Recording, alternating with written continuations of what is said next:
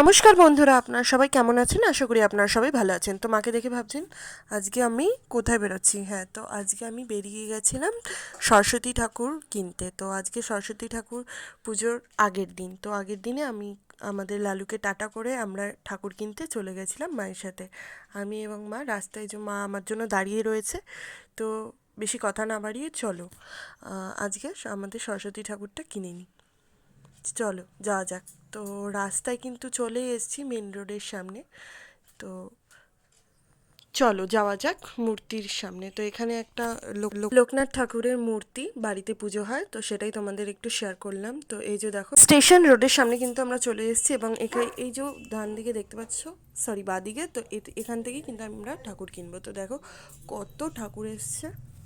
তো কোনটা কিনবো সেটা আমি পছন্দ করছিলাম। তবুও যে ঠাকুর পছন্দ করার একটা ব্যাপার, সেটা আমি একদমই অ্যাভয়েড করি, কারণ ঠাকুর তো ভগবান, তো ভগবানই হয়। তো আমার এই কমলা রঙেরটা পছন্দ হয়েছিল। তো চলো এটাকেই আজকে বাড়ি নিয়ে যাওয়া যাক।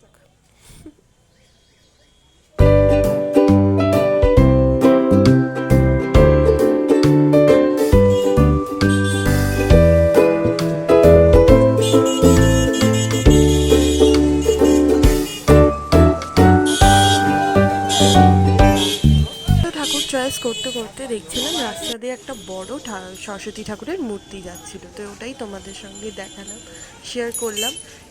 মুখটা দেখা হলো না, কারণ মুখটা কাগজ দিয়ে ঢাকা ছিল। তো যাই হোক, চলে যাওয়ার পর এখন অবধি ওরা ঠাকুরটা নামায়নি। তো আমরা বললাম যে তাড়াতাড়ি ঠাকুরটা নামাও, আমাদের সোনা মা সরস্বতীকে নিয়ে আমরা বাড়ি যাই। তো এবার ওরা নামাবে।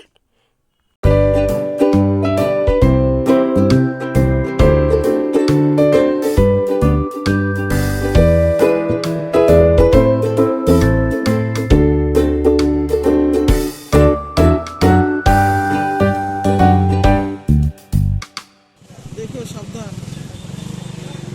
ওইভাবে পারবি না এগিয়ে যাবে কোমরে ঘাটছে কোমরে তো লেগে যাবে তো একটা ঠাকুর সরিয়ে নিবি।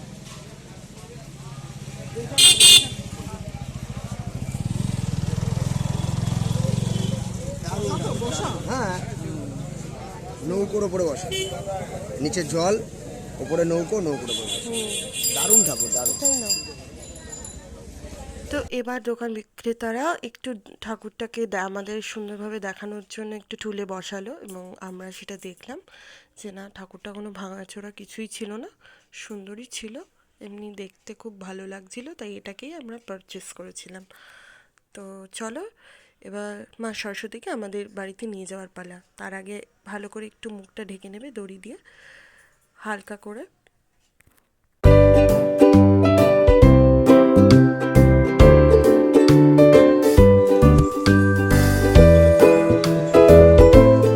তো মা নিচ্ছিল ঠাকুরটাকে কোলে, কিন্তু আমি প্রত্যেকবার যেহেতু আমি কোলে করে নিয়ে যাই, তাই মায়ের থেকে আমি পরে ফোনটা ক্যামেরা অফ করে আমি আমার কোলে নিয়ে যাচ্ছিলাম, এবং মা যেহেতু ভিডিও করতে পারছিল না বলে আমি একটু এক হাতে ভিডিও করার চেষ্টা করেছিলাম এবং শক্ত করে ধরেছিলাম।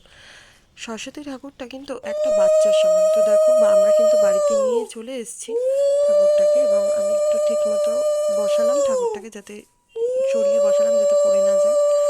তো দেখো, দেখতেই পাচ্ছ সুন্দরভাবে বসানো হয়ে গেছে, এবং কালকে পুজো করার পালা।